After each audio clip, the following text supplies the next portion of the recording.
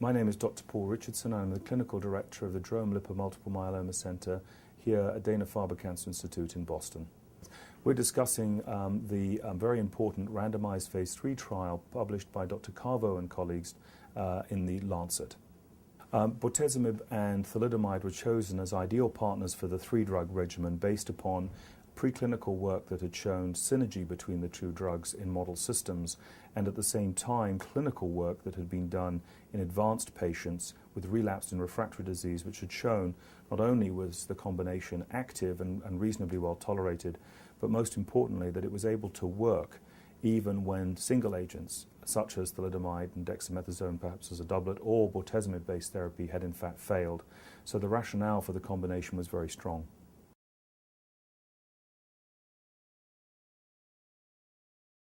Well, I think in myeloma we've been very fortunate in that we've had a remarkable partnership between clinical investigators and our pharmaceutical partners. And I think it's that partnership and teamwork that has underpinned all the clinical development of the new drugs in myeloma that has carried forward into this trial. Specifically, that the partnership between Celgene and Millennium Takeda in supporting this trial was clear.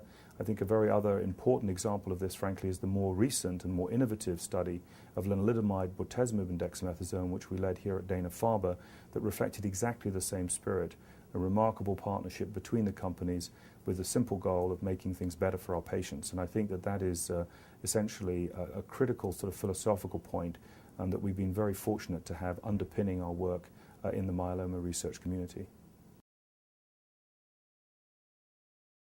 Response criteria in myeloma are now very well established and accepted, and they revolve around the original, what we call European bone marrow, blood and marrow transplantation criteria, the so-called EBMT criteria, originally published by Jean Bladet and colleagues in 1998.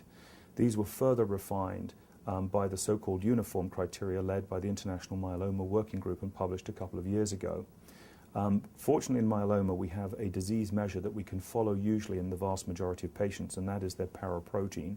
The other way of assessing patients is by combination of radiological and bone marrow aspiration and biopsy testing, as well as, in fact, what we call immunofixation, which is a way of very precisely detecting the presence or absence of a monoclonal protein. Finally, when we look at the marrow in detail, we're now able, by using techniques such as immunohistochemistry, to define whether or not there is a clonal population of plasma cells left in the marrow. So with these repeated refinements to the tools that we have to define remission, we're able to actually to quite stringently define complete remission now going forward. And this uniformity and consistency of response assessment has been very helpful in allowing us to compare studies between trials. The results of the Cavo trial were really some of the most promising that we've seen in this setting to date. The study compared the three-drug combination of bortezomib, thalidomide and dexamethasone to thalidomide and dexamethasone, both as induction and then as consolidation. I think the important message is that the three-drug regimen was able to overcome important and significant parameters of resistance, in particular adverse cytogenetics, as well as other features such as advanced stage.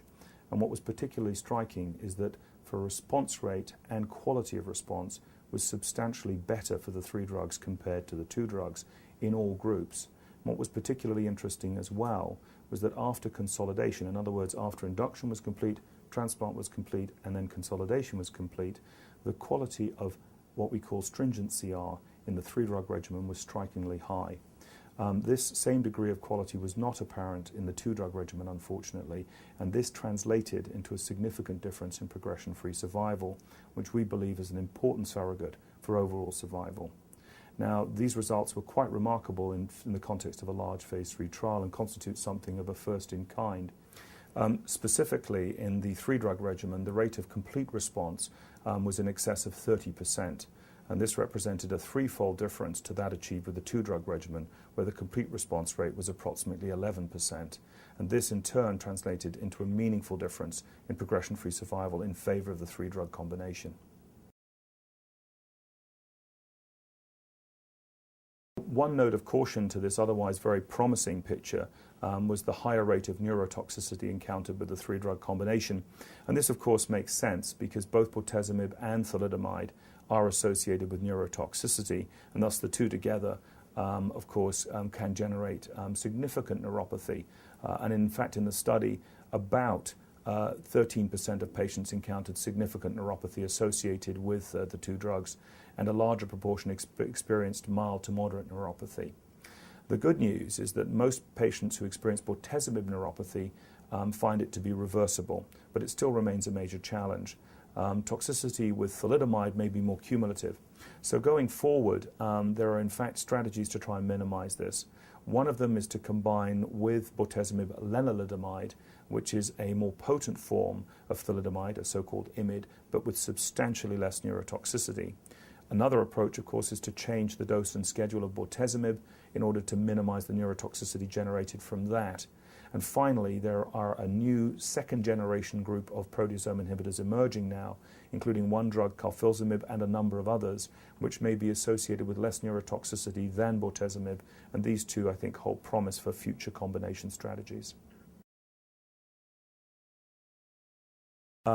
So I think to conclude, the importance of this study is that it embodies a large amount of progress over the last 10 years, showing that the rational development of combination treatment strategies in this disease using novel therapies as the key platform has substantially improved patient benefit.